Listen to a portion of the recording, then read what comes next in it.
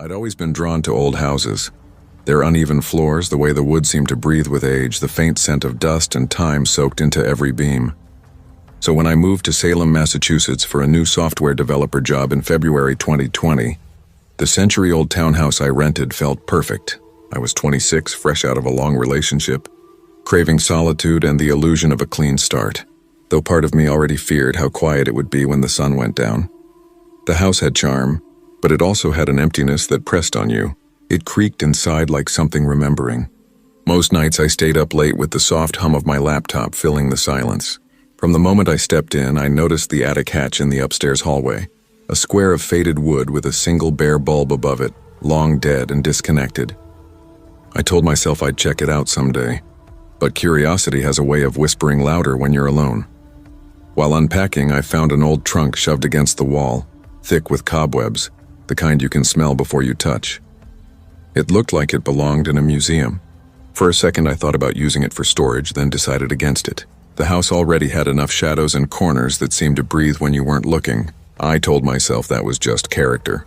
The first week passed uneventfully. The only sounds were the rhythmic tapping of keys, the groan of the heater, the occasional complaint of old floorboards. Then one night around 11:30, I noticed a faint flicker of light coming from the crack around the attic hatch. I froze. There were no bulbs up there. No reason for light. My brain scrambled for logic. Maybe it was the street lamp outside or a trick of reflection, but the flickering didn't stop. It came in pulses, deliberate, like someone pacing back and forth. My stomach tightened. I grabbed my phone and called my friend Marcus, trying to sound casual. "Hey man," I said, forcing a laugh. "You won't believe this, but I think my attic's haunted." He laughed through the speaker. "Maybe it's your laptop. You've been coding too long." "Yeah," I muttered, though my voice shook. The light danced again, brushing the hallway walls with trembling shadows. Rusty, my neighbor's golden retriever who stayed with me sometimes, lifted his head from the couch and growled, a deep warning sound that rolled through the room. The fur along his back stood up. "Easy, boy," I whispered, but even saying it made me feel exposed. Dogs don't growl at reflections. I told myself it was nothing. I had to. By the third night it returned, the light moving slowly, pulsing like a heartbeat. I stared up at it until curiosity finally beat out fear. When it flared again, I grabbed my flashlight and stepped under the hatch. My hand trembled as I pulled the ladder down. The wood was cold, gritty with age, each rung uneven beneath my feet. When I finally lifted the flashlight and peered inside, the beam caught something that shouldn't have been there. A man. He was crouched just inside the opening. Skin pale as chalk, eyes sunk deep in black. His mouth curled into a grin that didn't reach his eyes. I nearly dropped the flashlight. My throat closed up. I slammed the hatch shut so hard the frame rattled, then staggered back, pressing against the wall as my heart pounded. I didn't sleep that night. Every creak of the house felt alive, like footsteps above me. That was when I realized my new home wasn't just old. It was inhabited by memories that refused to fade, and maybe something that had never left. The next morning, I called the landlord, my voice shaking despite how hard I tried to sound calm. "The attic," I said. "Someone's been up there." He went quiet.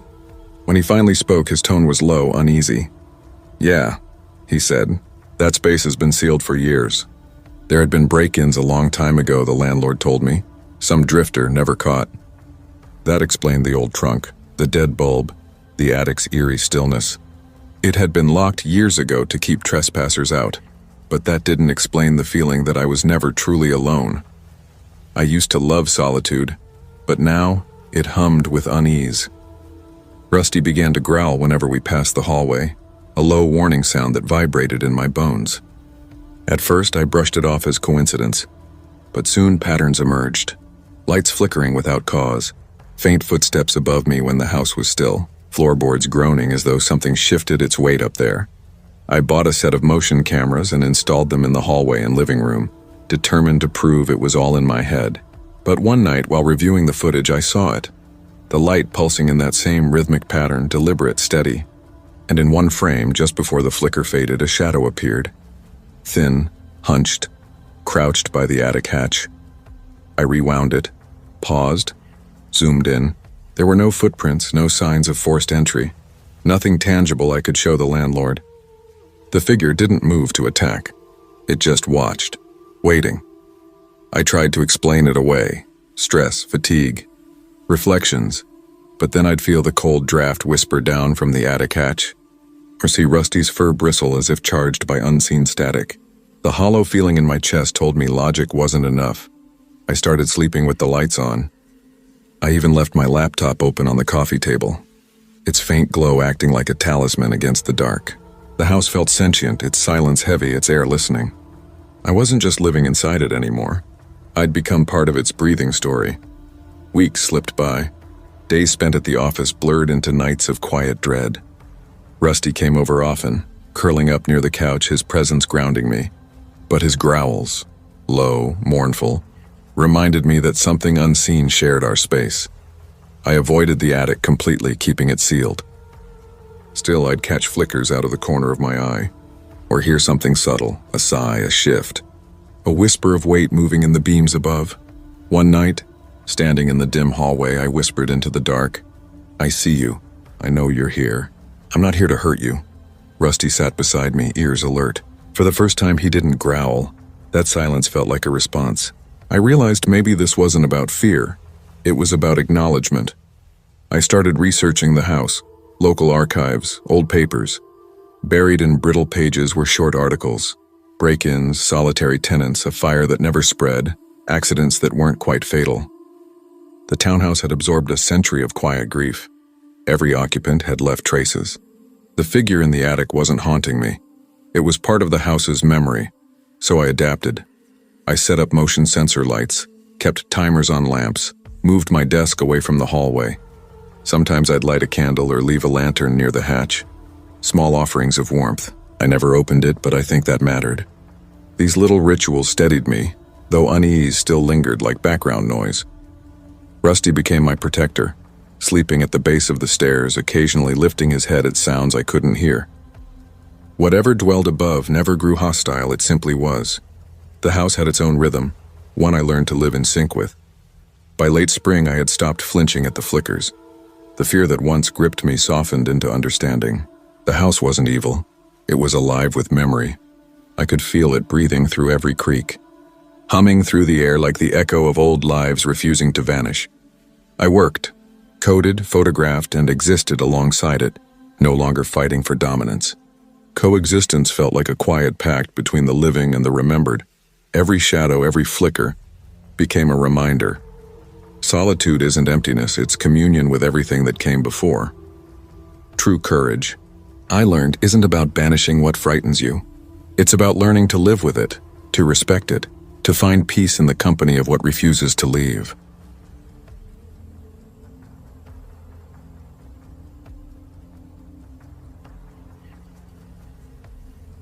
I'd dreamed of living alone for as long as I could remember, but when it finally happened, I wasn't sure I'd made the right choice. In the summer of 2019, I moved into my first townhouse in Briarwood, New Jersey. I'd spent months scrolling through listings, trying to balance what I could afford with what felt like home. This place, a narrow two-story with a tiny backyard, a cramped basement, and creaky stairs, felt right somehow. My parents had 3 kids, and though growing up in that noisy house had its warmth, it left me craving silence. Space that belonged only to me. At 32, a freelance writer, I finally had that. The world felt quiet, open, mine to arrange. The house came mostly empty, except for what the previous owners had left behind. Most of it was harmless, easy to ignore, except for one thing. A dark, ornate rocking chair sat in the basement corner, its carved wood dulled with dust and the faint smell of mildew. Something about it bothered me. I couldn't explain why. Maybe it was the way the wood groaned softly, even untouched, or the sagging cushions that seemed to lean forward, almost inviting. Every time I looked at it, a shiver crawled up my spine. I wanted to move it, hide it, maybe burn it. Anything but acknowledge it. Moving in was exhausting. Boxes piled high in every corner, sweat sticking to my back in the heavy July air. Milo, my gray tabby, darted under the furniture, wide-eyed and trembling. That first night, I realized I needed my toolkit from the basement, so half asleep I grabbed a flashlight and went down the narrow stairs. The air was thick and stale. My beam landed on the chair and my breath hitched. It had shifted just slightly, maybe 2 inches. I swallowed hard, forcing a laugh. "You're tired, Clara," I muttered. but the knot in my stomach didn't ease. The first week passed in a blur of odd little things.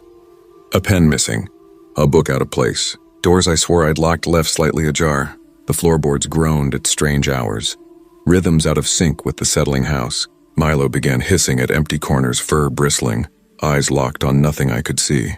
His body would stiffen, tail puffed, tracking invisible movement. One night, while I worked at my desk, something flickered past the basement window, a shadow gliding by. My phone had no signal down there, which somehow made the moment worse. My heart thudded painfully in my chest. "It's nothing," I whispered to no one, forcing my breath to slow. But my body knew better. Every muscle screamed, "Run." By the second week, the tension felt like static under my skin. I called my neighbor, Mr. Howard, a retired mechanic who'd lived next door for 40 years. He listened kindly while I tried to laugh it off. "Old houses," he said, wiping grease from his palms. "They've got quirks. Don't let your imagination run away on you." I smiled, thanked him, but his reassurance did nothing. I could feel it, something was here. Not just in the house, but aware of me. Watching, waiting. Sleep turned into a nightly battle. I'd wake to faint creaks, soft whispering sounds I couldn't trace. Milo would sit at the end of the bed, staring toward the hallway, his low growl vibrating through the dark. Sometimes I'd think I heard footsteps beneath the floorboards, slow, deliberate. On a Thursday night around 1:30 a.m., I was typing when it happened again. The creaking from below, rhythmic this time, measured. Milo hissed, bolting under the bed. My breath caught, trembling as I grabbed the flashlight. The air felt colder the closer I got to the basement door. I pushed it open, the smell of mildew rising up like rot. The beam swept across the basement and landed on the chair. It was moving, gently back and forth, empty. My throat tightened. Then from the shadows behind it, a figure stepped forward. Fragile, old, eyes glinting in the dim light, sharp and knowing. She looked at me like she'd been waiting. A strangled sound tore from my throat before I even knew I was screaming. I ran, stumbling up the stairs, slamming the door behind me. My pulse roared in my ears. When the police arrived, I could barely speak. They searched the basement carefully, then came back up, shaking their heads. No forced entry, nothing out of place, only that same still rocking chair. "Old houses do that sometimes," one of them said gently. I nodded, numb, but I knew it wasn't the house. Weeks went by. I couldn't bring myself to go near the basement. I double-locked every door, stuffed towels against window cracks, slept with Milo pressed tight against my legs. Then one evening, curiosity twisted into dread. I looked up the house's history. The previous owner was an elderly woman. She'd cared for a relative who'd disappeared, vanished before she sold the place. I began to suspect the rocking chair, the basement, and those restless shadows weren't coincidences. They felt like memory given shape, a presence that refused to fade. I didn't want to abandon the house, not after everything I'd invested in it. So I tried to write during the day, convincing myself I was sane, that all of this had an explanation. But nights became a test of endurance. The sense of being watched never left, and Milo's fur would rise even when the house was silent. I realized that living alone, something I'd once romanticized, came with responsibilities I hadn't imagined. Not just bills or groceries, but facing what couldn't be seen.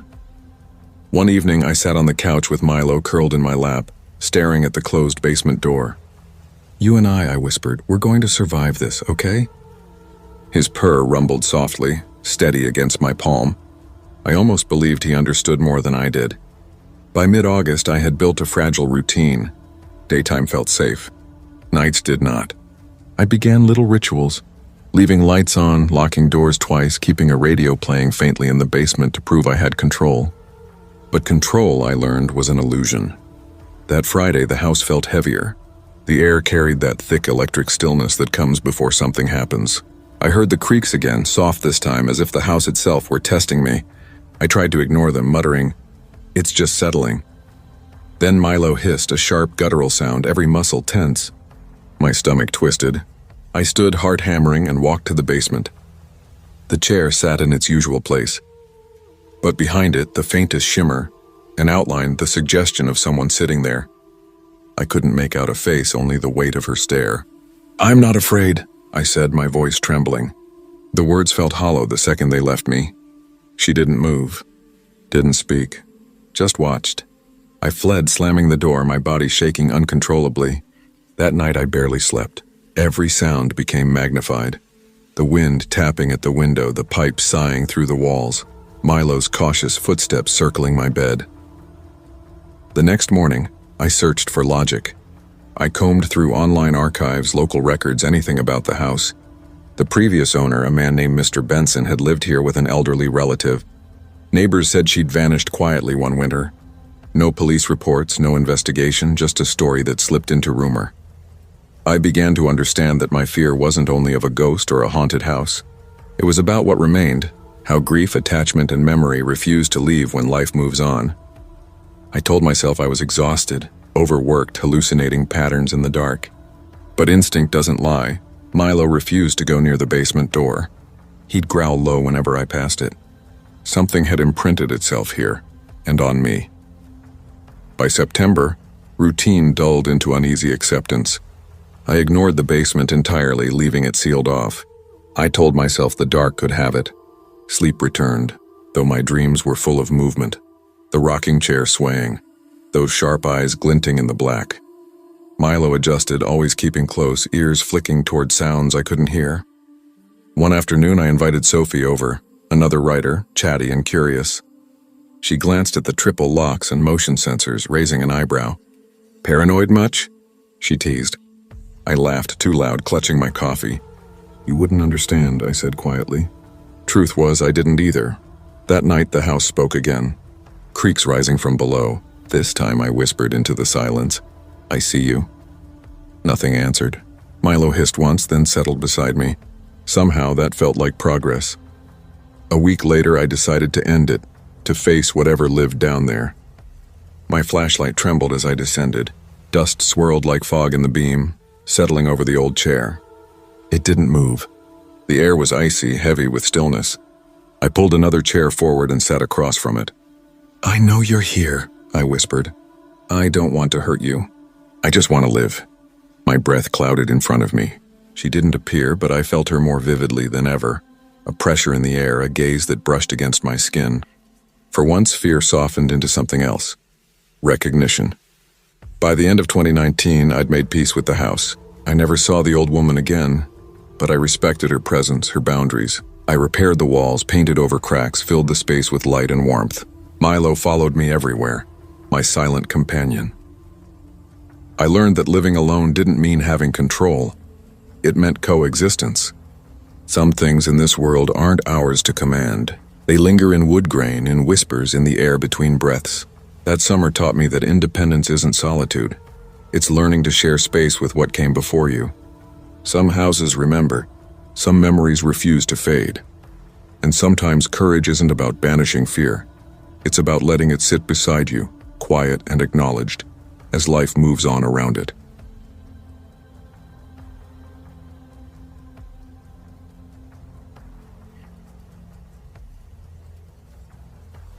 I'd always dreamed of having a place that was truly mine, a sanctuary away from the noise, deadlines, and fluorescent buzz of city life. In October of 2020, at 31, that dream finally took shape. I moved into a quiet little cul-de-sac in Syracuse, New York, hoping the stillness would soften the edges of my nerves. After years of cramped apartments and paper-thin walls where I could hear every fight, every bad breakup, every 3 a.m. party next door, peace felt like a luxury I'd earned. The house I rented was modest but endearing. A small front porch perfect for morning coffee, an attached garage and a fenced backyard where I pictured rows of tulips and maybe a few tomato plants. Tom, my husband, was gone most weeks for work, and I told myself I preferred it that way. The quiet was mine to fill however I wanted, or at least that's what I kept saying. That first week blurred into exhaustion and satisfaction. Unpacking, hanging frames, arranging my few pieces of furniture just so. The Bennett's golden retriever Milo made himself a daily visitor, padding over from next door to nap at my feet while I worked. The Bennetts themselves, retired, kind, endlessly cheerful, brought cookies, shared local tips, and treated me like family. For a while, it really did feel like I'd stepped into a warm, friendly bubble, an oasis in a city that never shut up. Then one day, their house went dark. Just like that. No goodbye, no explanation. Within a month, the for sale sign vanished and a new man appeared. mid-40s tall, deliberate. He moved like someone trained to avoid sound. I'd see him late at night, dragging heavy boxes into the garage, the lights always off during the day. Something about him tugged at my instincts, an unease I couldn't rationalize. Over the next few weeks, patterns emerged. Every time I stepped outside, there he was, or at least a shadow of him. Sometimes I caught the faint outline of his head above the garage wall. Other times, a curtain shifted just as I looked up. I started seeing large, indistinct shapes shifting behind his garage windows. One afternoon, painting on the porch, I felt it, the undeniable weight of eyes on my back. My brush froze mid-air. When I turned, the garage door was shut still. Milo barked, hackles raised, staring at nothing I could see. My pulse thudded painfully in my throat. I told myself it was nothing, just my nerves, but some part of me knew better. It began subtly. A faint scraping at night, a flicker of motion at the edge of my vision. The first few times I dismissed it as old house quirks, tree shadows, maybe even raccoons. But there was a purpose in those sounds, something calculated in their rhythm. Soon I was checking the locks 3-4 times a night, closing the blinds before dusk, telling myself I was safe while my heartbeat said otherwise.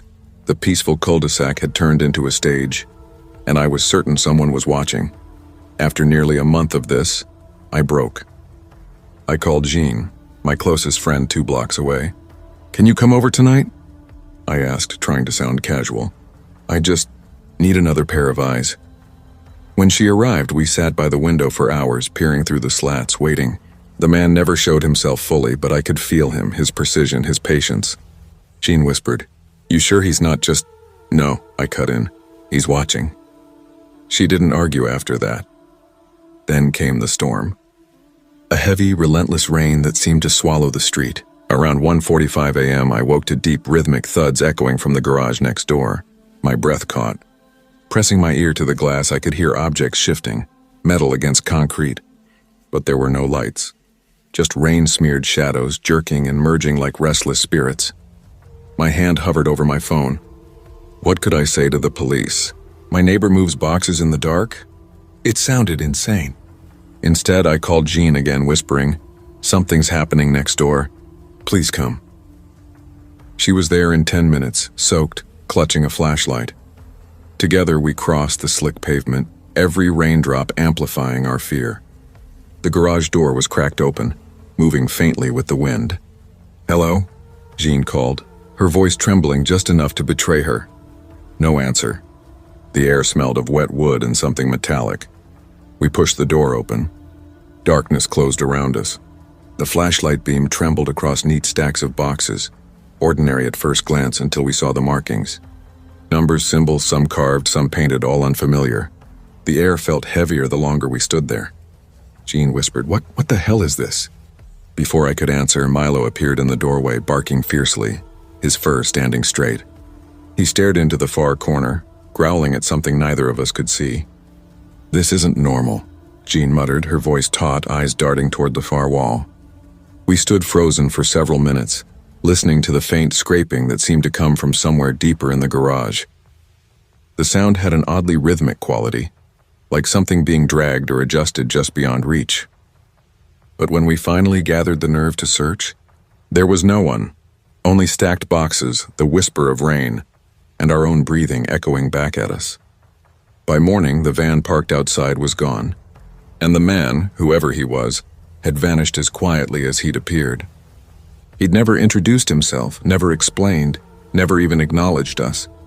The silence he left behind felt heavier than his presence had. I couldn't shake the thought. How long had he been watching? What was he doing with those strange marked objects? The question spun endlessly in my mind like an unfinished riddle I couldn't stop reading. I called the neighborhood watch and filed a report, my voice trembling despite how carefully I tried to sound calm. They were polite, procedural, promising to keep an eye out. The police, when contacted, offered little more than warnings about insufficient evidence. Their words slid through the phone like static, empty of reassurance. That night I triple-checked every lock, installed cheap cameras facing the garage, and kept each door dead-bolted. Even simple things, watering plants, walking to the mailbox, felt loaded with tension. Every shadow seemed alive, every creak of the porch like a warning whispered through the wood. Painting on the porch, once my piece, became a slow exercise in vigilance. Even Milo barked more often now, fur bristling at corners of the yard that looked perfectly empty. It made me wonder if solitude was safety, or if I'd been naive to think so. My home had turned into a layered maze of suspicion and invisible movement. Every wall a potential veil between me and something I couldn't define. Weeks passed, but unease lingered like static in the air.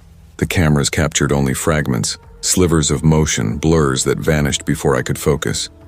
The strange markings on the boxes stayed unsolved, gnawing at the back of my thoughts.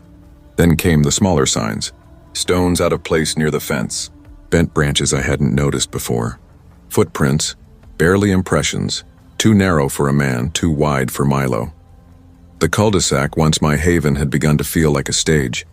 I was part of someone else's story, an unwilling actor trapped in their script. Jean came often, always with coffee and her grounding presence. One evening after we reviewed another set of grainy clips, she exhaled sharply. "You're not imagining it," she said, eyes fixed on the screen. "There's something off. Someone's been here, moving things. Watching. I've seen enough true crime documentaries to know the signs." Her voice was steady, but her fingers gripped her mug like an anchor. Her certainty steadied me more than I wanted to admit. I started keeping a journal. Times, dates, sounds, the smallest flickers of light. Every entry felt like reclaiming a piece of myself. It gave me the illusion of order in a situation that defied it. Still, sleep came fractured. I'd jolt awake to faint thuds or the creak of a door I knew I'd locked. At first I tried to rationalize the wind, pipes, temperature shifts.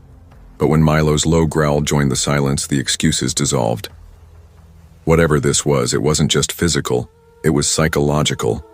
The man, his silence, his patterns, they'd embedded themselves in my perception. I couldn't see him anymore, but I felt him.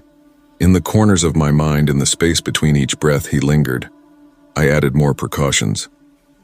Extra locks, motion sensors, a small alarm on the porch that pinged whenever anything crossed the threshold. Each addition helped me breathe a little easier, though I knew it was false comfort. Control is an illusion, but illusions can keep you sane. Someone had already breached my safety, and that violation had permanently altered how I lived. The cul-de-sac no longer felt like a cluster of homes. It was a network of eyes, an invisible system of watchers and watched. By midwinter, I'd learned to function again, carefully. I could water the garden, fetch mail, and even walk to the corner store, though vigilance had become as instinctive as breathing. Every interaction carried a thread of suspicion. Every sound demanded attention. The man never returned. But his absence wasn't peace, it was residue. A ghost made of unfinished gestures and unanswered questions. Jean and I kept checking footage, though what we found were only flickers. Shadows caught between frames too quick to decipher. I learned to watch without reacting, to let the tension exist without letting it devour me. Vigilance became my rebellion, my silent declaration, this space is still mine. Over time, I forced myself to rebuild routines, painting, reading, tending to the small patch of garden that still thrived despite the frost. Each act grounded me. Even when the unease pressed close, Milo's steady presence, a tail thump, a warm sigh, reminded me of simple, tangible reality. By spring, a fragile equilibrium had returned. The cul-de-sac remained quiet, its history sealed behind drawn curtains and empty driveways. I never saw the man again, nor did I uncover what he'd been doing in that darkened garage. But the experience reshaped something fundamental in me. Solitude, I realized, isn't pure peace, it's a balance that demands protection. I'd learned to observe, to document, to secure, to respect the invisible boundaries of my space. Even months later, I'd pause at the garage, heart tightening with old unease. I still checked locks 3 times, scanned the yard, and scrolled through camera feeds before bed. But I'd built something stronger than fear. A fragile, imperfect sanctuary that belonged entirely to me. The threat had taught me the truth. Peace doesn't mean the absence of danger. It's the discipline to protect what's yours, even when the danger never fully shows itself.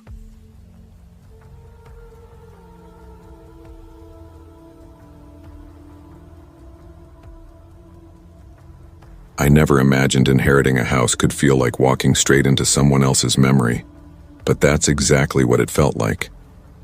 In late November of 2021, I moved into a small Victorian-style home in Asheville, North Carolina, left to me by a distant uncle I barely remembered. I was 29, newly single and desperate for solitude, convinced that quiet might be the cure after a brutal breakup. My life as a photographer had always leaned toward isolation anyway. Hours spent exploring abandoned buildings, framing the loneliness of empty streets, chasing light through decay. But living truly alone was different. It drew attention from silence itself, a kind of awareness I hadn't prepared for. My only company was Rusty, my golden retriever of 5 years, whose instincts I trusted more than my own. The house had been empty for nearly half a decade, and it showed, dust thick enough to blur outlines, cobwebs in the corners like old thoughts refusing to leave. Sunlight barely filtered through the tall, narrow windows, turning every room dim and dreamlike. That first week I cleaned non-stop, sorting through my uncle's belongings, making the attic into a studio space. Among the clutter, one thing caught my eye. A tall, narrow wardrobe. Dark wood, beautifully carved but worn, with a faint, musty scent that clung to my skin after I touched it. The door was warped, and when my palm brushed its surface, it felt tacky, almost resistant. "Guess you've seen better days," I muttered, wiping my hand on my jeans. I told myself it was just age and decided to keep it in my bedroom for storage. The first few nights passed quietly enough, though small things began to unsettle me. Rusty would pause mid-step and growl softly at empty corners or stare into space, tail stiff. "Hey," I'd laugh nervously. "It's fine, buddy. There's nothing there." But the words rang hollow. Some nights I woke to faint creaks, movements too deliberate to be the house settling. The air would grow cold, brushing the back of my neck, raising goosebumps like invisible fingers tracing my skin. On the third night, it escalated. I was lying in bed scrolling through photos from that day when I heard it, a soft rhythmic thumping from inside the wardrobe. I froze. Rusty's head snapped up, teeth bared in a low growl. "Rusty, it's okay," I whispered, though my throat was tight. "It's just the wind." But it wasn't. The sound went on, steady and deliberate, like something dragging its shoes across the floor inside the wardrobe. My heart pounded so hard I could hear it in my ears. I checked the locks, the windows, every dark corner of the house, forcing logic to win out, but the feeling didn't fade. That night, Rusty refused to leave the bed, curling protectively against my legs, eyes fixed on that wardrobe. Every creak of the floor made me flinch. I drifted in and out of uneasy dreams filled with shifting shadows that didn't belong to me. By morning, I felt raw, strung out. Solitude had been my wish, but now it felt like an invitation. Something had answered it. A few nights later, the house made its presence undeniable. I was editing photos in the living room when I happened to glance at the mirror above the mantel, and froze. Behind my reflection stood an old man, tall, slightly hunched, his eyes locked on mine. I spun around so fast the chair tipped over. The room was empty. "Hello?" My voice cracked the silence. Rusty barked and bolted from room to room, nails clicking against the floorboards, growling at the air. I tried to reason with myself. Exhaustion, isolation, light tricks. "You're tired," I whispered, rubbing my face. "You're just tired." But deep down I knew better. My gut twisted the way it does when your body recognizes a truth your mind refuses to name. By the second week, I'd started keeping notes, dates, times, sounds, reflections, every strange detail. I told myself it was for sanity's sake, though part of me already knew. This house was remembering me back. Time, sounds, temperatures, Rusty's reactions, everything strange followed a pattern. Always at night, always near the wardrobe. I started keeping track, writing down every flicker and sound as if proof could keep me sane. Eventually, I set up a few motion sensor cameras in quiet corners of the house, hoping for something, anything I could explain. When you're alone in a place this old, paranoia starts feeling like common sense. Then came the night that pushed me over the edge.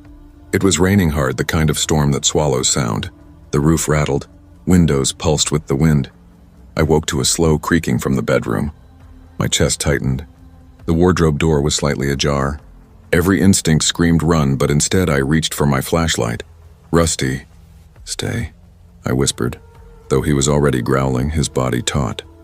The beam wobbled in my trembling hand, cutting across the warped carvings. Dust motes swirled in the light like disturbed ghosts. The door stood open just enough to show darkness inside. Then I saw it, a coat hanging half out of the wardrobe. Old, moth-eaten. I hadn't put it there. I couldn't even remember seeing it before. I froze, pulse hammering, my mind spinning between logic and panic. Rusty's growl deepened to a low rumble. "It's okay," I murmured, more to myself than him. "It's fine." But my voice didn't sound like mine, it sounded like someone pretending not to be afraid. After that, sleep became a thing of the past. Every creak, every gust, every shifting shadow had weight. I couldn't tell anymore what was real and what my mind invented. The house had found its rhythm, and I was just trying to keep up. To feel in control again, I added more cameras. I told myself it was about safety. If someone was breaking in, the footage would show it. And if it wasn't human, well, at least I'd have proof. A week later, I reviewed the recordings. My stomach twisted. The wardrobe door opened by itself, slowly, deliberately. Frame by frame, I watched it move. Then it stopped mid-motion. Inside, crouched in the dark, was a shadow, human-shaped still, watching me. No footprints. No signs of entry. Nothing but that figure gone in the next second. I couldn't move. Couldn't breathe. I sat staring at the screen until the footage ended. Every muscle locked. The next morning, my neighbor, Mrs. Lang, a frail woman with eyes that seemed to see too much, caught me outside. "You're not imagining it," she said quietly, as if she'd been waiting. When I told her a little, she nodded. "That house has always held on to its memories. My brother knew your uncle. Strange man. Kept to himself. Vanished back in the 90s. Spent all his time in that attic. People said he never really left it." Her words chilled me. The wardrobe wasn't just furniture. It was something inherited, a vessel carrying what he'd left behind.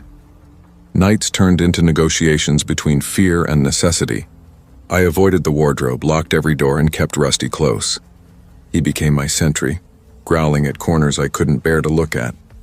My photography, once my solace, turned into distraction, a way to keep from listening too closely to the sounds that whispered through the floorboards.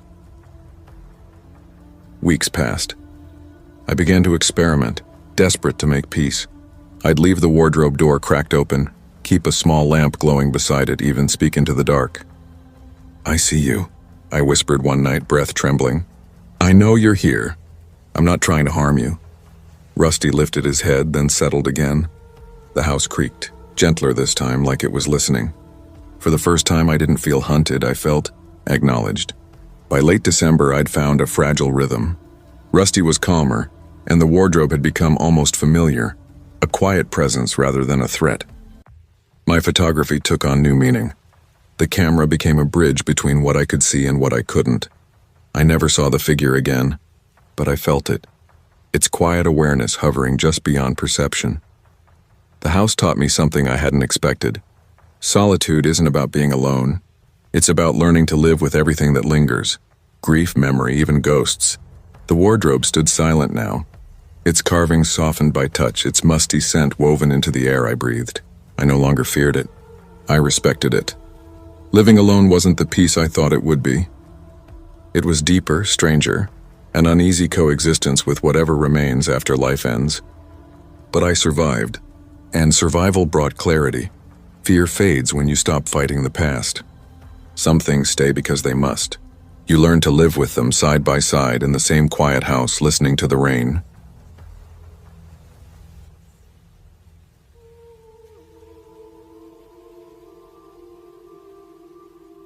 I'd been looking forward to a quiet night alone for weeks.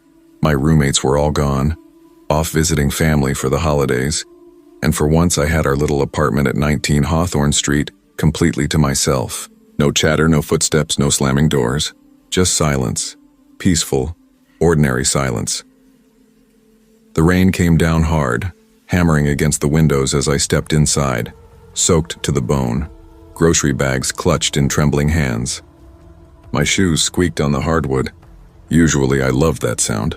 The storm outside, me inside, safe and dry, a mug of tea steaming by my sketchpad. But tonight the rain felt different. Too heavy, like it was trying to drown out something else.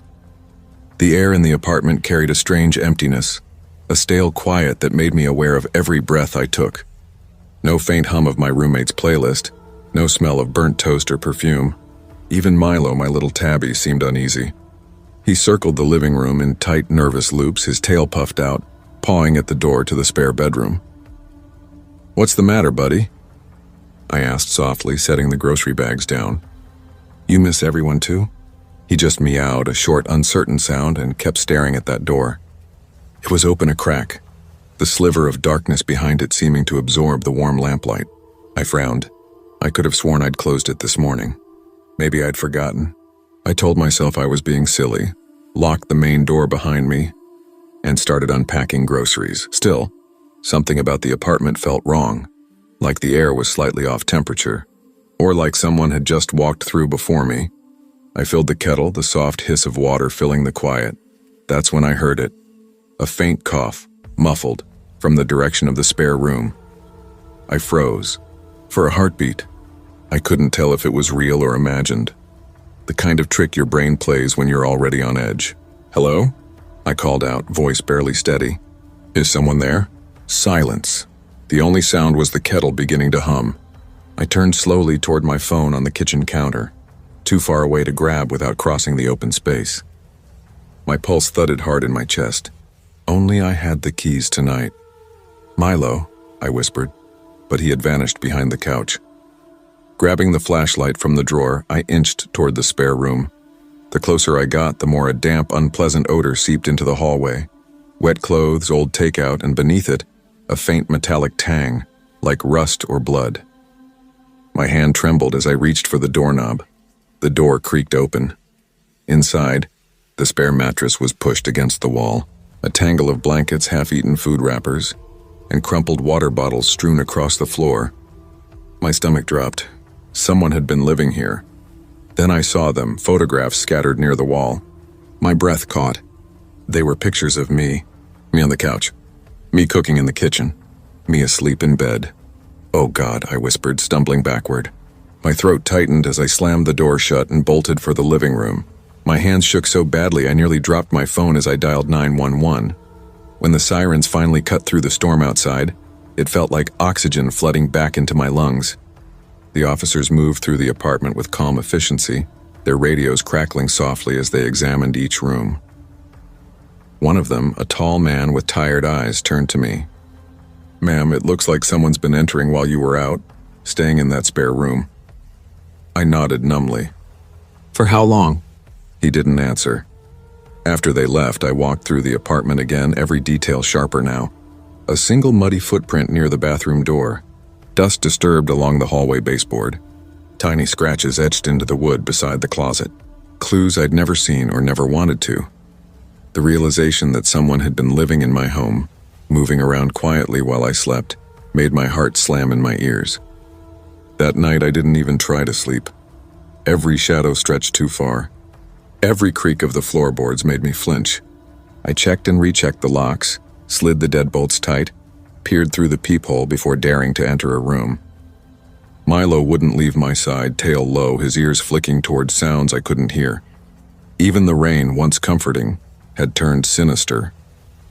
Its steady tapping on the window sounded like footsteps circling the building, waiting for the lights to go out.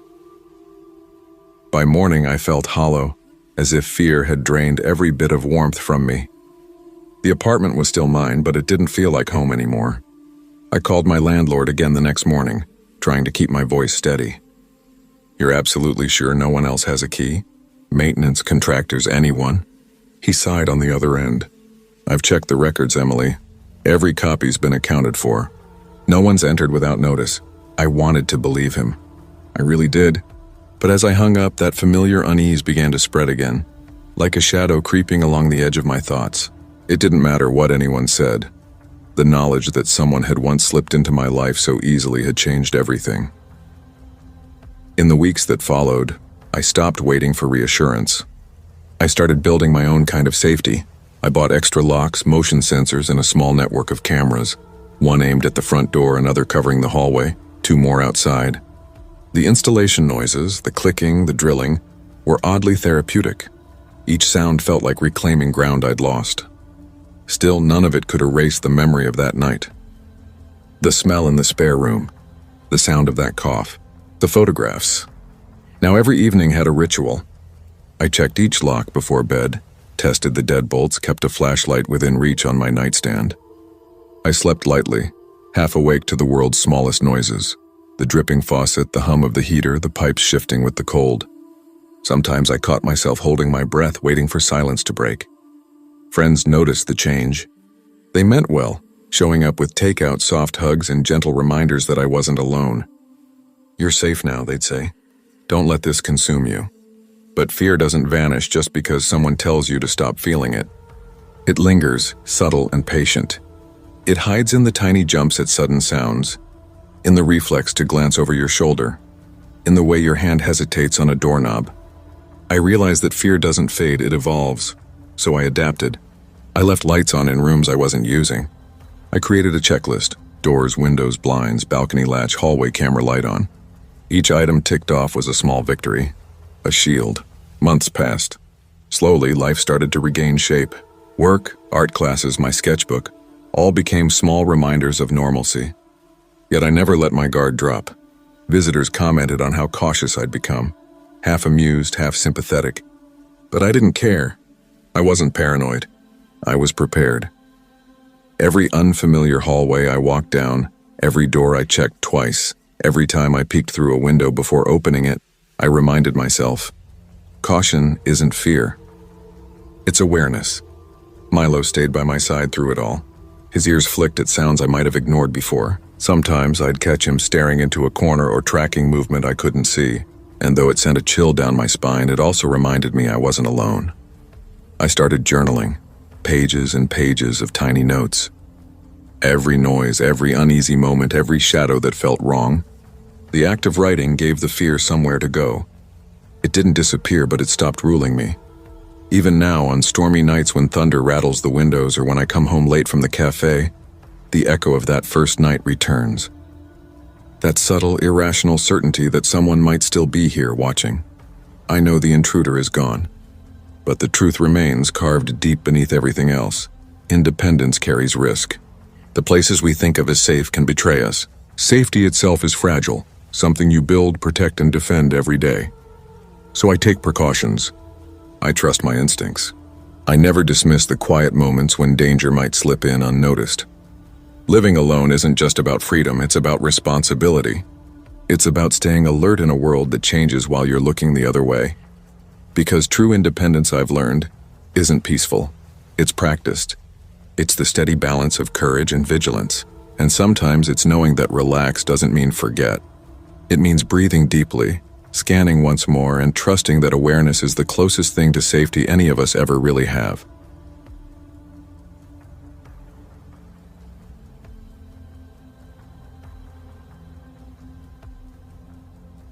I've always been the kind of person who likes control.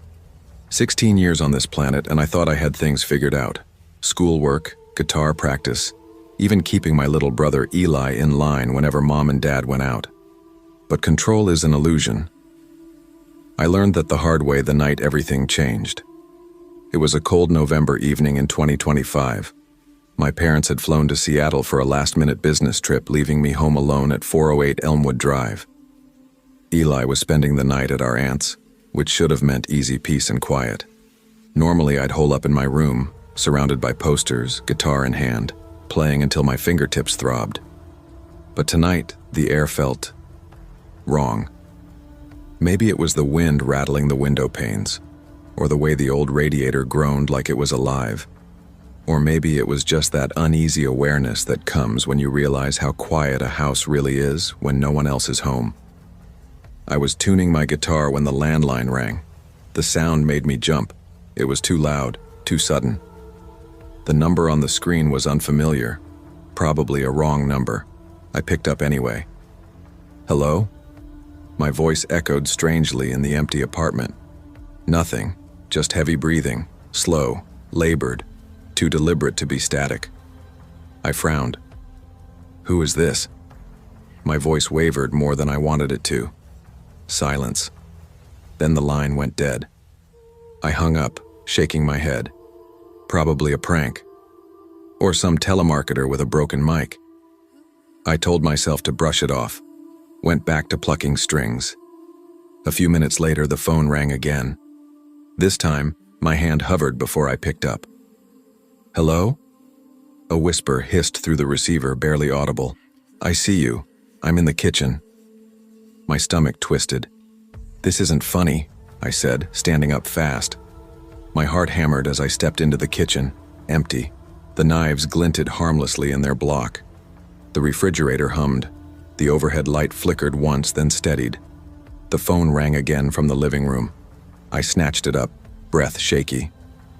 "I see you," the voice said again, lower, slower. "Now you're on the couch, by the guitar, behind the curtains." Each sentence landed like a physical hit. My throat went dry. I grabbed my baseball bat, the one Dad insisted I keep for emergencies, and started moving through the apartment. Every floorboard creak felt deafening. My pulse thudded in my ears as I checked corners, shadows, the closet, even under the bed. When I reached the living room, I froze. The TV was off, the screen black. My reflection stared back at me, wide eyes, white knuckles gripping the bat. But behind my reflection, in the corner where the light didn't reach, something moved. A crouched figure. Still. Watching. For a second, my brain refused to understand what I was seeing. Then instinct screamed, "Run!" I bolted, slammed the door behind me. My hands shook so hard I could barely twist the lock. I sprinted down the hallway, through the stairwell, my socks sliding on the linoleum. When I burst into the lobby, the night security guard looked up from his desk. "Nathan, what the hell? What's wrong?" "There's someone," I gasped. "In my apartment. They were in there." His eyes widened, and he grabbed the radio. "Dispatch, we need officers at Elmwood Drive now." By the time the police arrived, my apartment was empty. No broken locks, no signs of forced entry. But later, the forensic report showed something that still makes my skin crawl. Tiny, muddy footprints near the back entrance. Someone had been inside, moving silently, watching. After that night, I didn't feel like myself anymore. Sleep became impossible. The apartment that once felt safe now pressed in on me from every direction. I kept the lights on, checked every lock twice before bed, and slept with the bat within reach. Even my guitar, once the thing that calmed me, sounded hollow, like the music was echoing back from a space where someone might still be listening. I called Mom constantly after that night. At first, she tried to calm me down.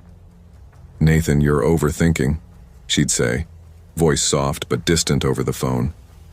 But when I told her about the muddy footprints and the whisper on the line, her tone changed, tight, protective. "We'll install cameras," she promised. And we did.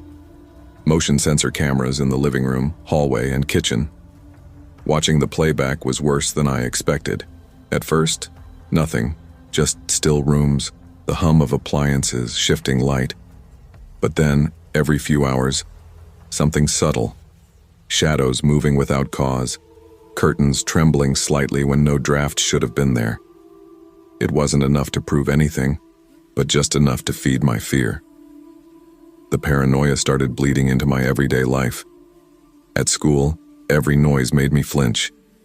I'd check over my shoulder walking between classes, catch myself staring at lockers like someone might be hiding inside. Once, I swore I saw a reflection move differently than I did.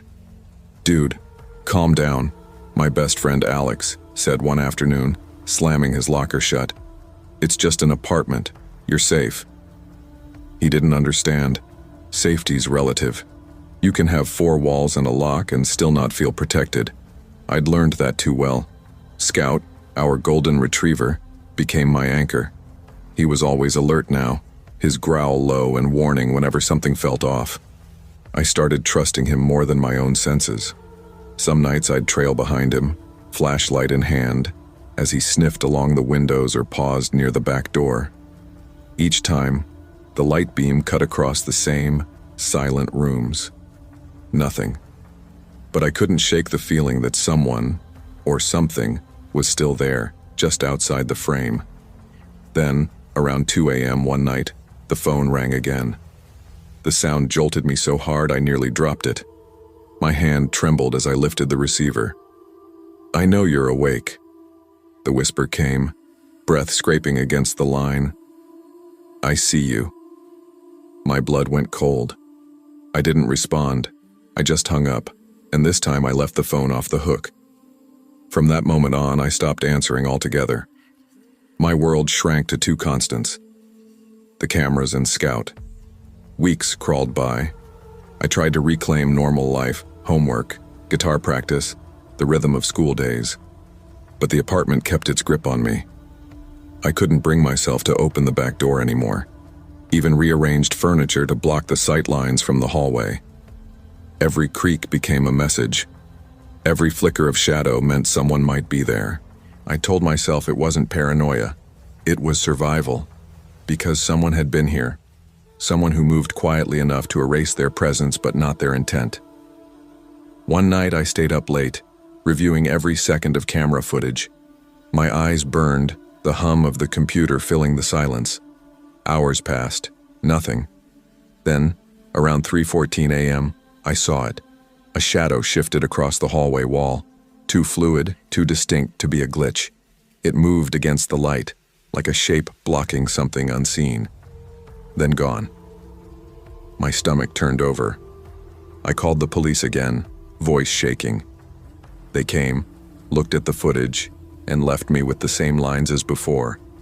Inconclusive. Probably interference. The old footprints didn't lead anywhere either.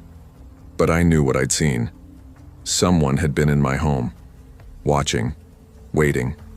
After that, I adjusted, if you could call it that. Lights stayed on. Locks got checked 3, sometimes 4 times a night. Scout slept at the foot of my bed, always facing the door. Eventually, I picked up my guitar again. My hands were slower, my strumming softer, like each note was a way to fill the silence before it filled me. The apartment became tolerable again, but it was never the same. I learned that solitude lies. You can feel alone and still be observed, feel confident and still be in danger. Now I live by 3 things: awareness, preparation, and instinct.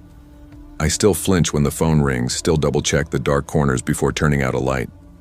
But I've learned that fear, when you let it sharpen you instead of break you, can become its own kind of control. The apartment doesn't terrify me anymore, but I'll never forget what it taught me. Safety isn't something you build with walls or locks. It's something you fight to maintain, moment by moment, in the quiet spaces where the unseen waits.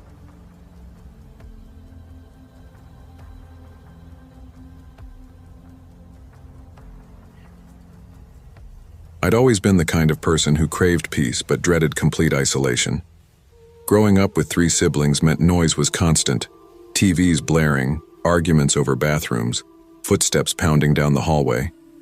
Silence was rare, and when it did come, it felt almost wrong, like the house was holding its breath. By August 2018, after a breakup that hollowed me out, I decided it was time to live alone. Portland, Oregon had always appealed to me. Green, rainy, alive, but not suffocating. When I found a small duplex tucked away on a quiet street near Hawthorne, I signed the lease without hesitation. I was 34, a high school English teacher, ready for my own little refuge. The place had charm in that worn, slightly melancholy way. The hardwood floors complained under every step. The narrow hallway smelled faintly of cedar and old paint, and the living room walls were the kind of faded beige that suggested decades of sunlight and forgotten tenants. My bedroom was large, with a built-in closet that stretched across one wall. 2 heavy wooden doors that slid open with a groan. Perfect for my books. I'd collected rare editions for years. First prints, hardcovers that smelled like dust and ink, and unpacking them felt like reassembling my personality after months of emotional rubble.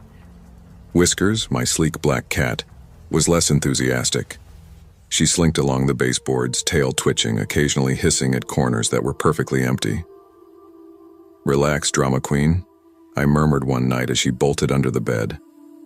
But the truth was, her unease started to rub off on me. At first it was little things.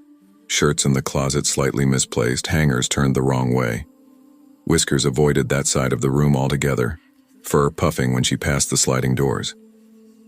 I told myself she was adjusting, but then, One night around 10:50 while I was reading in bed, I heard it. A soft scraping sound. It came from inside the closet. I froze, book half closed in my lap, ears straining. The house creaked all the time, sure, but this was different. It wasn't random, it was rhythmic, intentional, like someone moving slowly behind the doors.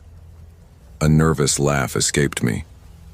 "It's just Whiskers," I whispered, though I already knew she wasn't there. My eyes darted to the floor, empty. The fine hairs on my neck lifted one by one. Over the next few nights, the scraping came back. Always faint, always patient. I tried sleeping with the closet doors open, thinking it might make me feel less trapped. It didn't. I'd wake in the dark, heart hammering, sure I'd seen the doors shift ever so slightly. My mind went into overdrive. Was someone breaking in? Watching? The idea made my skin crawl. I'd lock every window, double-check the door, yet still feel those eyes, imagined or not, on me. One afternoon, curiosity won over fear. I examined the closet walls, tapping and listening, fingers tracing every seam and edge until, there. A tiny hole, barely wider than a pencil in the shared wall that divided my duplex from the neighbors. My stomach flipped. I leaned closer, the air around it colder somehow, and whispered, "No way. Someone could have been watching me." I sat back hard on the floor, pulse pounding in my ears. Every rational thought told me to walk away, to call someone. But instead, I covered the hole with duct tape and cardboard, hands trembling. Then I began keeping notes. Every scrape, every misplaced item, every time Whiskers stared at that wall. The list grew fast, doors sliding on their own, shoes moved, a scarf missing, then reappearing folded. Whiskers would hiss at nothing, pupils blown wide. I bought a cheap motion camera online and installed it inside the closet, pointing toward the wall. "Okay," I told Whiskers as she watched me from the bed. "If something's there, we'll see it." The first week passed without incident. I'd sit on my laptop, the live feed playing in a small corner of the screen, waiting for proof that I wasn't losing my mind. Every creak made me glance up. Whiskers would flick her tail and glance at the closet, as if she knew what I was hoping to catch. Then, on the 7th night it happened. I was replaying footage before bed, half asleep, when something shifted on the screen. For a split second I saw movement, a shadow crossing the lens, a glint of pale skin through that taped hole. A face. Someone was peering in. My throat went dry. I rewound, frame by frame. There it was again. Dark clothing, the curve of a cheekbone, the flash of an eye before disappearing. I sat frozen, the room suddenly too quiet, too still. Whiskers was perched at the foot of the bed, staring at the closet with her fur standing on end. Someone had been watching me, for weeks. I felt panic rise like bile. How long had this been happening? Was it my neighbor? Was this some leftover secret from before I moved in? My skin crawled at the thought of a stranger standing inches from my bed, separated only by drywall. I grabbed my phone and dialed the landlord with shaking hands. There's a hole," I said, breathless. "In the closet wall. Someone's been watching me." He went quiet for a long moment. "Are you sure?" "Yes," I whispered, voice cracking. "I have footage." The landlord's voice on the other end was hesitant, thin with discomfort. "We've had complaints before," he admitted finally. "Old duplexes. The walls are thin. People forget how sound carries, but we'll look into it." His casual tone left me cold. I hung up and stared at the taped-over closet, the lamplight trembling across the plywood floor. "We'll look into it," I repeated under my breath. It sounded like an excuse. That night, I locked the closet doors for the first time. I checked every corner of the room before turning off the main light, leaving only a small lamp burning beside the bed. Whiskers had become my unofficial guard, always at my heels, her tail twitching, ears flicking toward that wall like she could hear something I couldn't. Each night stretched longer than the last. The house settled and sighed in the darkness, the wood expanding and contracting like a living thing. I told myself it was normal, but in the quiet I could almost hear footsteps inside the walls, the faintest whisper of fabric, breath, watching eyes. Still, I kept documenting everything. I couldn't let it slip into paranoia without proof. The footage was unsettling. Small shifts of shadow, clothes swaying when the air was still, Whisker's eyes following something invisible. There was no clear figure again, but enough to confirm that what had happened wasn't imagined. The violation ate at me. Fear mixed with shame. To know someone had spied on me, watched me read, sleep, undress, made my skin feel permanently wrong. Every creak made me flinch, every gust of wind in the hallway made me look up. I decided to end it. One Saturday night, I gathered supplies, wood filler, sandpaper, a thin sheet of plywood. The air smelled of sawdust and varnish as I worked late into the night, sealing the hole for good. Whiskers paced near my feet, tail puffed. I spoke just to fill the silence. "Almost done, girl. We're taking it back." When the last nail sank into place, I stepped back and exhaled. The patch wasn't perfect, but it was solid. I emailed the landlord again, attached photos, and the next morning I filed a police report. The officer who arrived was young, polite, skeptical. Until I showed him the footage. His expression changed. "You did the right thing," he said quietly. "We'll check the adjoining unit." They never told me what they found, only that the other tenant was cooperative. After that, the noises stopped. No more scraping, no more movement. But the silence didn't bring peace. Even with the hole sealed, I couldn't shake the sense that the house had turned fragile. Every sound demanded interpretation. Every shadow had weight. I tried to rebuild normalcy, reorganizing my books, keeping Whiskers close, but the awareness of those walls never faded. To cope, I made changes. A motion sensor above the bed, extra locks on the sliding doors, a new habit of checking every corner before sleep. These little rituals didn't erase the fear, but they gave it structure, control. I still heard the house breathing sometimes, the occasional pop or groan, but I learned to let it pass. I told myself, it's just age, just wood and air. Outside, the neighborhood remained disarmingly pleasant. Kids rode bikes, neighbors waved.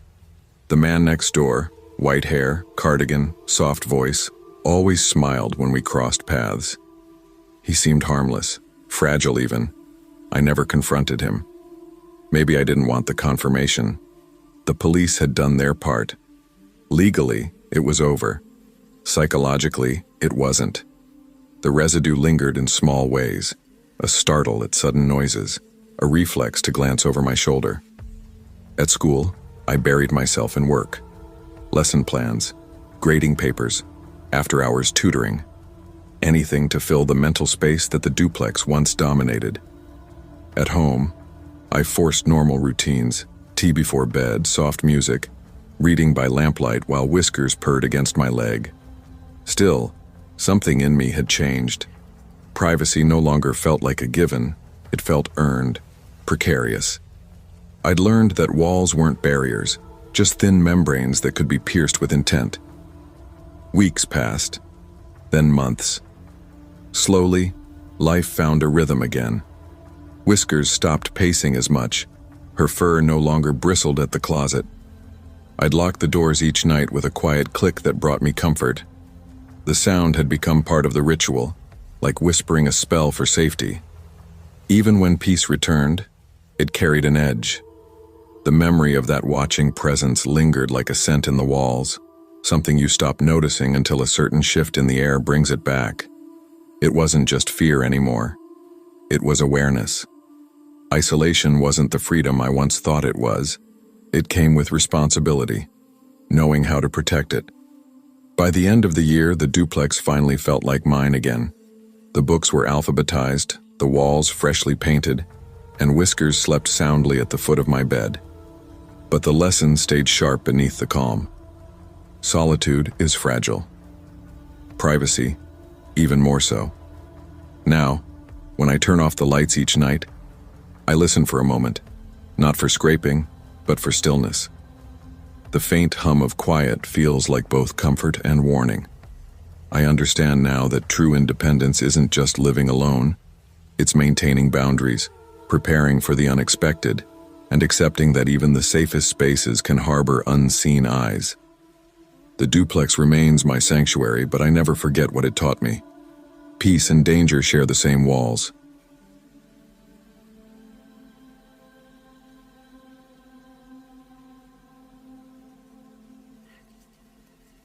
I'd babysat plenty of times before, but that rainy October evening in 2024, at 132 Willow Creek Drive in Richmond, Virginia, felt different from the second I stepped inside. I was 19, a literature major with a reputation among the neighborhood parents for being cautious, patient, and dependable. Years of classes, CPR certifications, and experience had made me confident in nearly any situation. But something about that house on the quiet cul-de-sac unsettled me the moment I saw it. It was a beautiful home, large and symmetrical, with pale yellow siding slick with rain and a porch lined with terracotta planters that overflowed with wilted mums. The twins, Liam and Sophie, were cheerful little whirlwinds, their tiny rain boots splashing through puddles as they raced each other to the front door. Their laughter almost drowned out the steady hiss of rain on the gutters. Inside, the warmth and faint smell of lemon polish greeted me. Mr. and Mrs. Pierce ran through the usual instructions. "Bedtime's 8:30, lights out by 9, Mrs. Pierce said, slipping on her coat. "Snacks are fine, but no wandering in the kitchen after we leave." "Got it," I said, forcing a smile. "I'll take good care of them." They thanked me and hurried out into the storm. The sound of their car fading down the street left a silence that felt heavier than I expected. Just rain against the windows, a soft rhythmic patter like distant static. I guided the twins through their bedtime routine. Warm milk, teeth brushed, pajamas, a story about a talking fox. Sophie giggled at every funny line. Liam yawned dramatically just to make her laugh harder. When they finally drifted off, I tucked them in, turned on their nightlight, and lingered a moment, listening to their steady breathing. Downstairs, I made myself a cup of tea. The house creaked in that restless way old homes do, floorboards shifting, pipes sighing. I curled up on the couch with my notebook, thinking I'd use the quiet to outline something for my creative writing class. The lamplight glowed softly against the window beside me, the glass beaded with rain. That's when I noticed it, a flicker in the reflection. At first, I thought it was lightning, but when I turned toward the porch, I saw him, a man, standing perfectly still in the yard, his silhouette stark against the rain. His clothes clung to him, dark and drenched, his face obscured by shadow. My heart stuttered. I blinked, hoping he'd vanish when I looked again, but he didn't. I snatched up my phone and called the Pierces. "Mr. Pierce," I said, my voice trembling. "There's someone outside. A man. He's just standing there." There was a pause, then a calm, almost dismissive chuckle. "Oh, Hannah, it's probably just a neighbor walking by. Don't worry so much." I laughed weakly, pretending I agreed, but when I hung up, the unease crawled back under my skin. I tried to write, to sip my tea, but every creak of the floorboards made my pulse quicken. I checked the locks, front door, back door, every window latch, all secure. Yet when I glanced through the curtain again, the man was still there, still staring. He didn't move when the porch light flicked on, didn't flinch, didn't blink. It felt like sitting in a glass box, every angle exposed. My hand drifted toward the small blanket Liam had left on the couch, my fingers gripping it tight, as if holding on to something real might keep me from unraveling. The hours dragged, the rain never stopped. My reflection in the window looked pale and strange, eyes wide, breath fogging the glass. By midnight, exhaustion pressed down hard, but fear kept me awake. Then, finally, headlights swept across the curtains. The Pierce's car. Relief hit so fast it made me dizzy. I hurried to the door, but the moment I opened it, my breath caught. Muddy footprints trailed up the front steps, large, heavy prints that led down the hall and stopped right outside the twins' bedroom door. No one was there now. Just silence. When the Pierces stepped inside, their faces drained of color. "Oh my God," Mrs. Pierce whispered, staring at the tracks. A coldness settled deep in my bones, spreading until I could hardly feel my hands. The realization hit me hard. How easily someone could have slipped inside. How fragile our sense of safety really was. That night was the first time I truly understood what it meant to be responsible for someone else's life.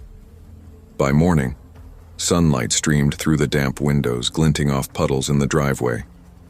But the warmth brought no comfort. Every shadow on the walls looked like a figure watching from just beyond the glass. I kept replaying that moment. The man standing motionless on the porch, rain dripping from his coat, and the muddy footprints that had led up to the twins' bedroom door. How had no one heard him? How could someone get that close without a sound? The questions looped endlessly in my mind, making it impossible to sleep. By morning, I called my best friend, Carla. "I swear he was real," I told her, pacing my small apartment. "He was right there, staring at the house. The footprints prove it." "Hannah," she said gently, "you were tired. The storm probably—" "No," I cut in. "I know what I saw." She sighed.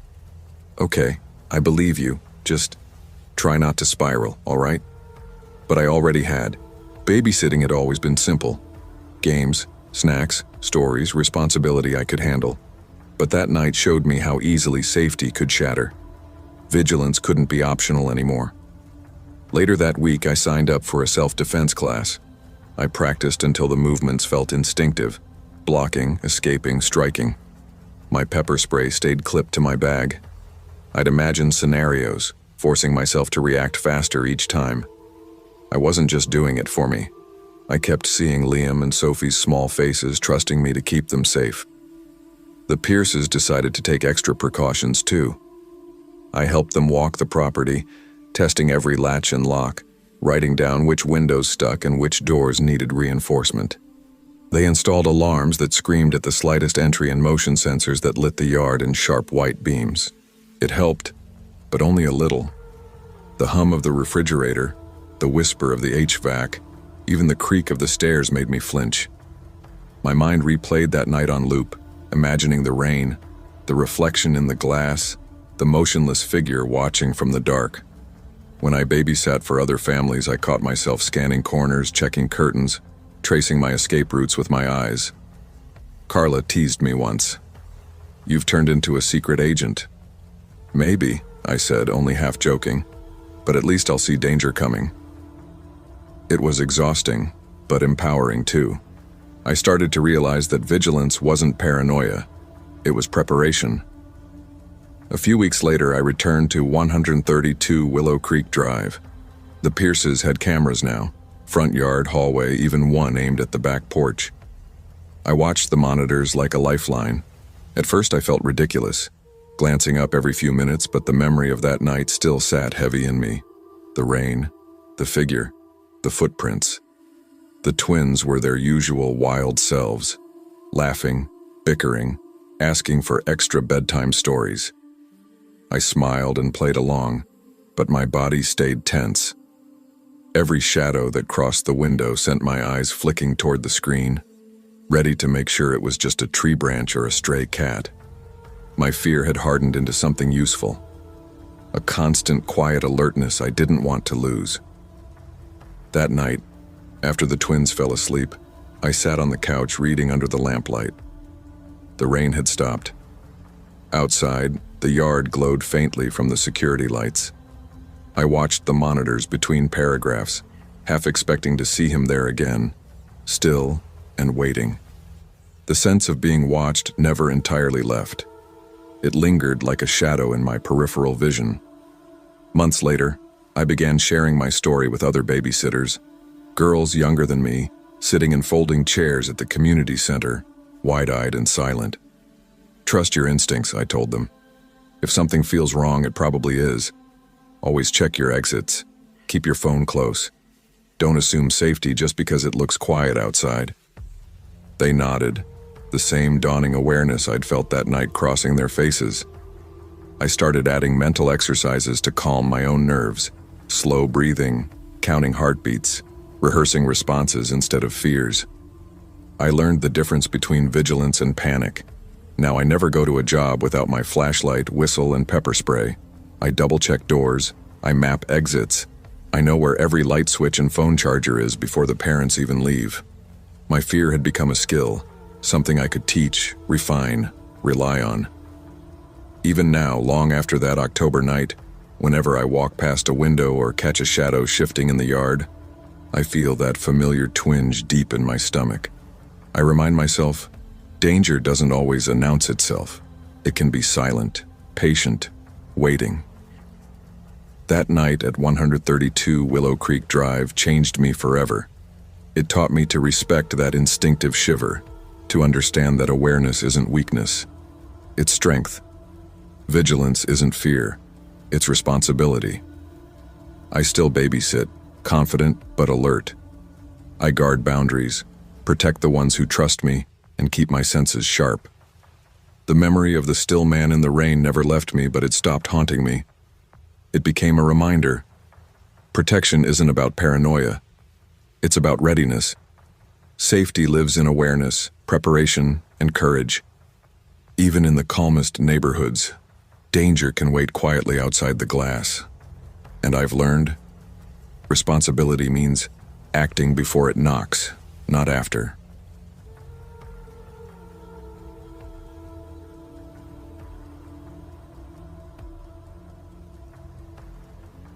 Moving to Maple Street was supposed to feel exciting, like a fresh start. But it didn't. My name's Julian Hayes, 13, and most of my life had been a blur of apartments, boxes, and new schools. Mom, Marissa, and my little sister Clara were used to packing up and leaving. This time, though, we had a real house. 2 stories, kind of small, a backyard with patchy grass, and neighbors who waved just enough to be polite, but never long enough to feel friendly. I loved my room. I'd set up shelves for my miniature model airplanes, a workbench covered in paint bottles, glue, and tiny screws. It felt like the first space that was truly mine.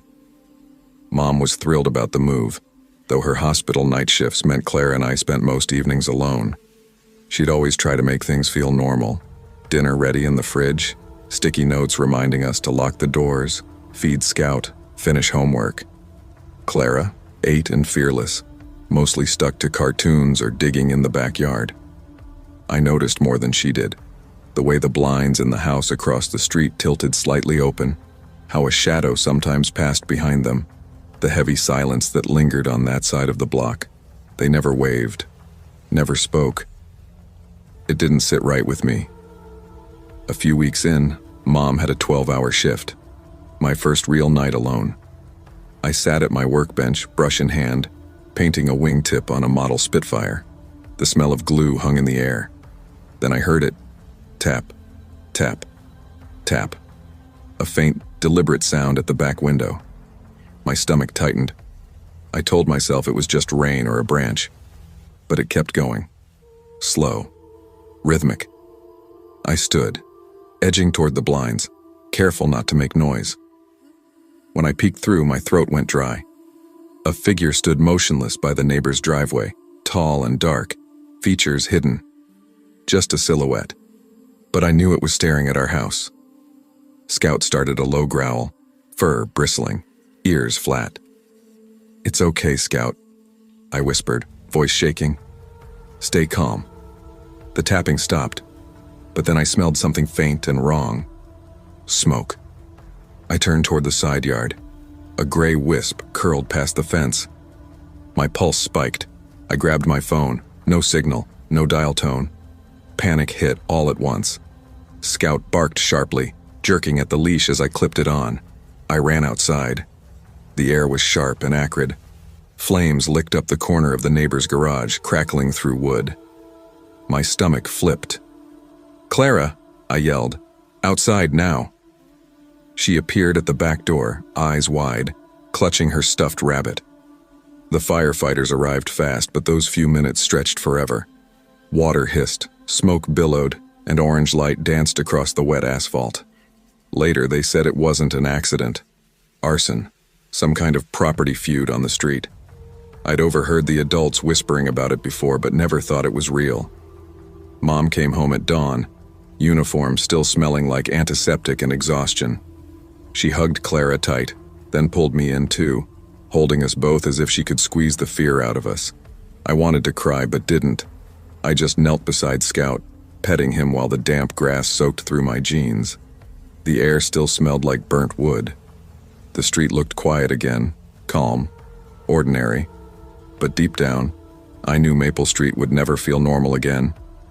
That night, I learned how fast normal life could twist, how fragile the line between safe and dangerous really was.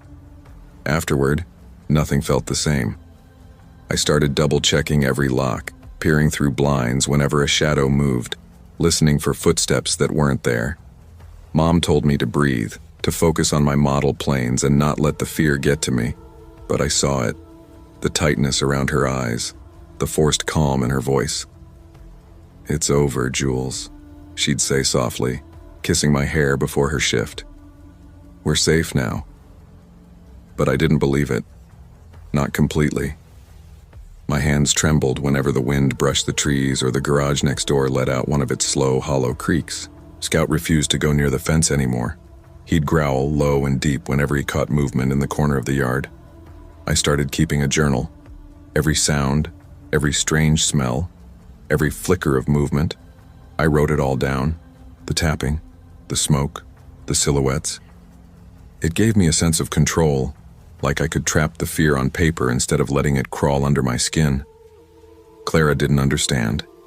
She wanted to play or watch cartoons, oblivious to the weight pressing on my chest. "You worry too much," she'd say, rolling her eyes. "Mom says everything's fine." But being 13 meant knowing too much to believe in fine. I felt responsible for them. Mom, Clara, even Scout. Every creak, every shift of light felt like a warning. I tried to drown it out with my models, painting wings, gluing parts, tightening screws with obsessive focus. Sometimes it worked. The quiet concentration soothed me, made the world smaller, easier to handle. But I always caught myself glancing at the window, convinced I saw a shadow flicker near the neighbor's burnt garage. One evening, as I fitted a propeller in place, a faint scrape echoed from the driveway. Not the sharp tap from before, something slower, deliberate. Scout's head snapped toward the sound, barking once, tense. I crept to the window, heart pounding. A pair of legs, dark jeans, worn sneakers, stood near the curb. I blinked, and they were gone. Only the faint smell of smoke remained, drifting through the cracked window. My stomach twisted. Maple Street looked calm, but I knew better. The fire might have been put out, but its echo hung in the air, reshaping everything. Mom started swapping shifts when she could, trying to be home more, but exhaustion always won. Clara asked endless questions about the fire, who started it, why, and I realized adults lie to protect kids from truths too heavy for them. It was an accident, I told her. Half true. So I focused on what I could control, the locks, my models, Scout's leash. Still, small things began to feel off. Mailboxes leaned like they'd been struck. Fences warped. Doors left ajar that shouldn't be. Shadows slid across yards without sound or source. I began walking Scout at night, flashlight in hand, just to watch.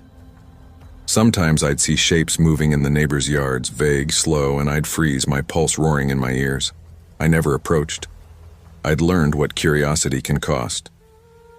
One night, just after midnight, I woke to that smell again. Smoke. Scout growled by the window, low and urgent. I grabbed my flashlight and phone, though the signal always failed when I needed it, and edged to the glass. Nothing was burning, but there, by the neighbor's garage, crouched a figure. I couldn't breathe. My hand shook, the beam of the flashlight trembling against the glass. When I blinked, the figure was gone. Vanished. I didn't move, didn't call for help, just waited, listening to my heartbeat hammer against the silence. That night I didn't sleep until morning. Months passed and life pretended to go back to normal. The fire damage was repaired, Mom resumed her shifts, and Clara laughed like the world had never changed. But I had. I still built my planes, painted their wings, glued their fragile parts together. Each detail steadied me, reminded me that control wasn't an illusion if you focused hard enough. Maple Street looked peaceful again, lawns trimmed, curtains drawn, neighbors polite. But I knew better. I'd learned that danger doesn't always roar. Sometimes it lingers quietly behind glass, patient and unseen, and even in the calmest places, you can never really stop watching.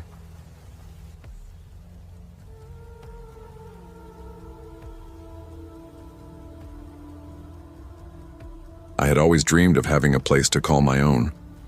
When I first stepped into the house at 57 Cedar Lane in Eugene, Oregon, that April evening in 2023, it felt like walking into the life I'd been building in my head for years. At 25, I'd spent my whole existence orbiting around other people, parents, roommates, temporary arrangements, but never truly alone. This time, it was all mine. My walls, my floorboards, my windows. That first night, I didn't sleep. I unpacked my sketches and pinned them along the walls, humming softly as I arranged my thrifted furniture exactly the way I wanted it. The air smelled faintly of cedar and fresh paint, a clean, hopeful scent. I could see it so clearly. Me painting until 2 a.m., my favorite songs playing low in the background, no one to tell me to turn it down. The quiet was intoxicating. The first 2 nights passed like that. Still, calm, a new rhythm of breathing space I didn't know I'd needed. But by the 3rd night, something changed. I was in the bedroom unpacking another box, a mellow indie song drifting from the little Bluetooth speaker on my nightstand. That's when I heard it, a creak overhead. I froze mid-movement, listening. Probably nothing, I told myself. Houses settle, especially old ones like this. But then came another sound, a dull thump, followed by a faint scuffling, as though someone or something had shifted their weight just above me. The silence that followed was worse than the noise. I laughed nervously and grabbed my phone. "Hey, Mom," I said when she picked up. "You'll think I'm paranoid, but I think something's in my attic." "What kind of something?" she asked, half amused, half worried. "I don't know. Maybe a raccoon. It's probably nothing. Just noises. Houses creak, honey. Especially older ones," she said, but her tone softened. "Still, maybe have someone check it out just in case." The next morning I did. The pest control guy, a tall man in a faded cap, climbed up into the attic with a flashlight and a calm professionalism that made me feel silly.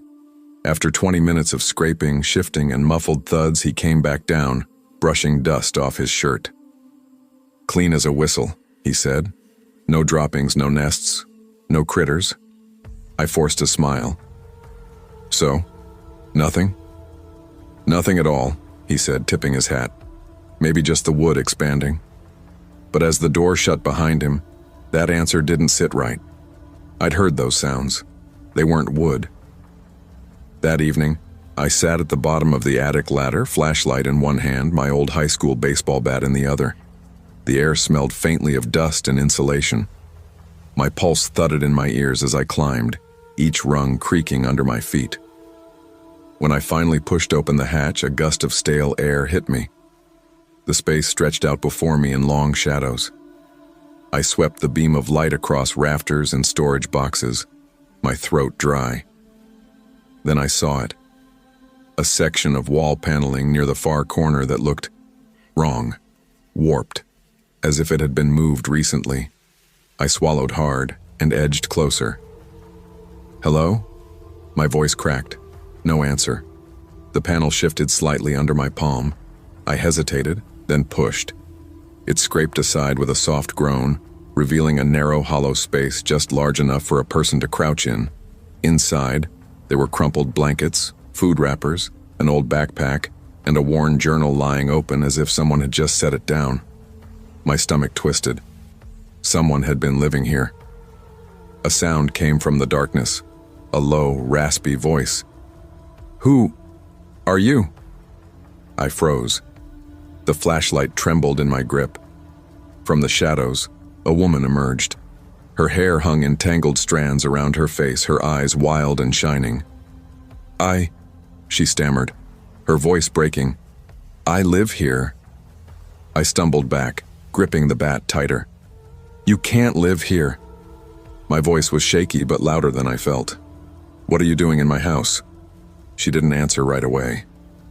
She just slumped against the wall, mumbling to herself, her hands trembling. I could barely breathe. The air felt too thick. "I'm calling the police," I said, backing toward the ladder. She didn't move. I climbed down, slammed the hatch shut, and locked myself in my bedroom. My hands were shaking so badly it took 3 tries to dial 911. The dispatcher's calm voice barely registered through the ringing in my ears. The officers came within minutes, blue lights washing over the walls I'd once felt proud of. They found her still in the attic. Her name was Marina, they said later. She'd been homeless for years, drifting from place to place. The house had been empty before I bought it. She must have slipped in long before I moved. They took her away quietly. After that night, the house felt different.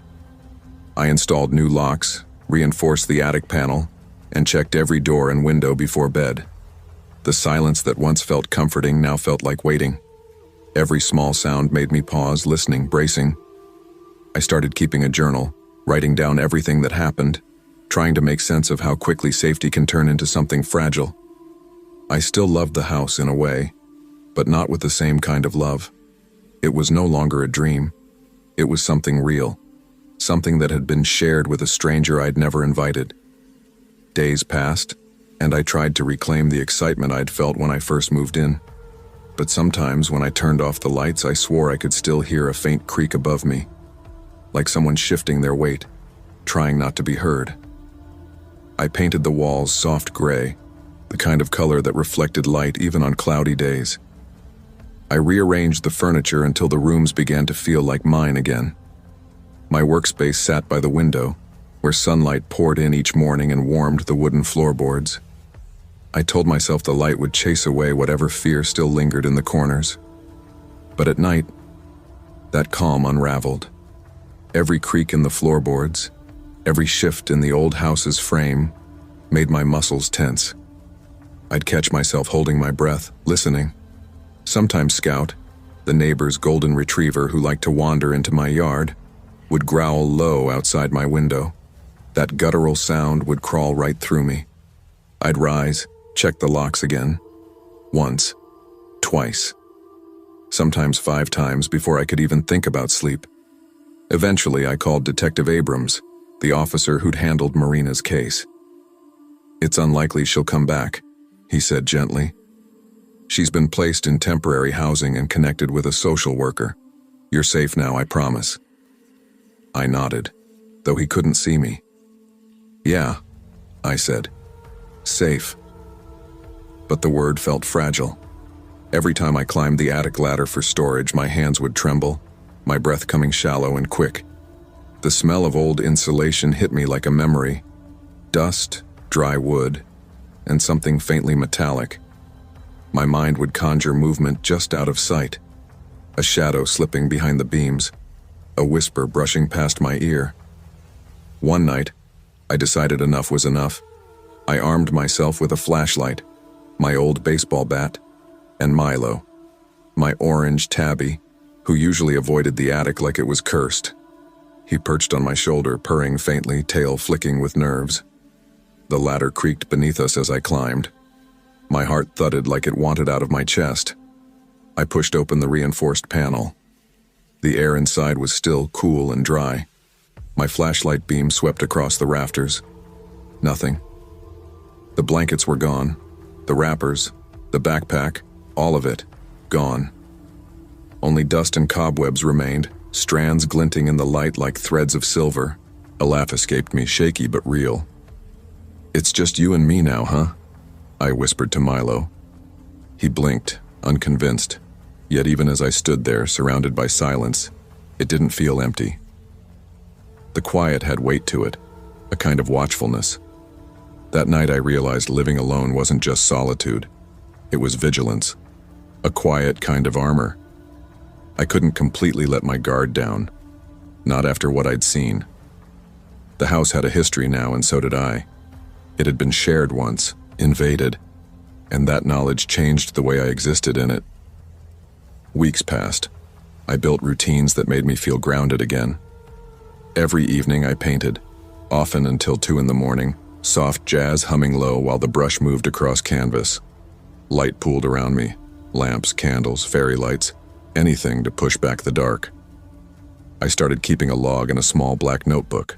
Sounds, flickers of movement, strange details. 1:42 a.m, faint scuffle from basement. 3:18 p.m, tapping near kitchen vent. It was a way to reclaim order, to keep my fear from dictating what was real. Milo followed me everywhere, a silent little sentry. Sometimes his ears would twitch toward something I couldn't hear, and I'd feel the hairs rise on my arms. It wasn't just the attic anymore. I'd catch faint rustles from the basement, or a whisper-like sigh from the kitchen pipes. I told myself it was plumbing, old wood, maybe even mice. But logic doesn't erase instinct. So I bought cameras, tiny motion sensors, a modest security system, even reinforced the back door. The blinking red lights became my new nightlight, small reminders that I had control. Then one rainy evening, as I painted by the window, I saw it, a flicker of movement across the yard. A dark shape sliding past the porch light. My stomach tightened. I set down the brush, grabbed the bat, and crept toward the sliding glass door. The rain hammered against the glass, distorting everything outside into shifting shapes. When I flicked on the porch light, there was nothing, just water streaking down the glass, blurring the reflection of my own pale face. I stood there a long time, heart pounding. Maybe it was just the rain, maybe not.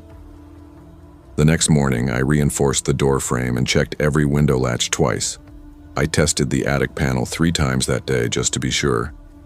My independence had once felt exhilarating, but now it carried weight, responsibility, awareness. The understanding that being alone meant being your own protector. Months later, things settled into something like normal. I filled the house with color again, paintings, sketches, small signs of life. Milo slept on the couch near me while I worked, his rhythmic breathing keeping time with the brush strokes. I could sleep through most nights now, though I still kept the attic locked. Sometimes a faint sound, a creak, a soft thud, a scratching, would ripple through the silence. But I didn't panic anymore. I had systems, locks, lights, proof that I could face whatever came. Living alone had taught me more than how to be independent. It had taught me vigilance, patience, respect for my own instincts. Safety, I'd learned, wasn't something permanent. It was something you built, brick by brick, habit by habit, knowing it could crumble at any time. My first months in that house had been terrifying, yes, but they'd also reshaped me. Independence wasn't freedom. It was responsibility. True safety wasn't just walls and locks, it was awareness, it was resilience, and it was the quiet courage to keep sleeping in a house that had once belonged to fear.